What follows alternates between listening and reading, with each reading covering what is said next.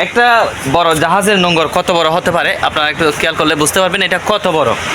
আমি যদি এখানে দাঁড়াই তাহলে আমি এতটুকু হয়েছি এটার। হাই এভরিওয়ান, আসসালামু আলাইকুম।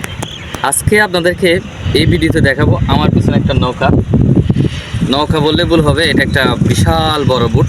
এটা আজকে খুব কাছ থেকে আপনাদেরকে দেখাবো কিভাবে নোঙর ফেলা হয়, কিভাবে এটার বুট আছে, কিভাবে এটার পাখা ঘুরে, এটা আপনাদেরকে খুব কাছ থেকে দেখাবো।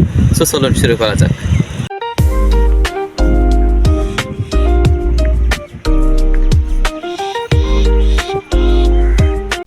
একটা জাহাজের সব থেকে গুরুত্বপূর্ণ বিষয় হলো পাখা।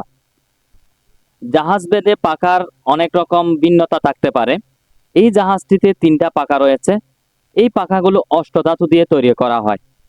একটা জাহাজকে সামনে এগিয়ে নিয়ে যেতে খুব বেশি গুরুত্বপূর্ণ ভূমিকা পালন করে এই পাখাগুলো। তবে এখানে 3টি পাখা রয়েছে।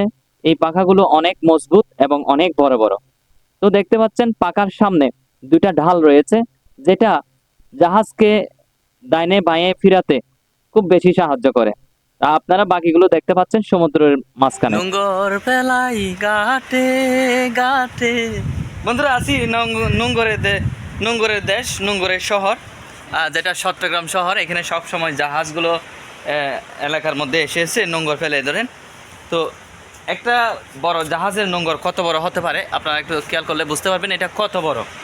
আমি যদি এখানে দাঁড়াই তাহলে আমি এতটুকু হয়েছি এটার, তাহলে এটা আরও অনেক বিশাল, তাহলে কত বড় হতে পারে।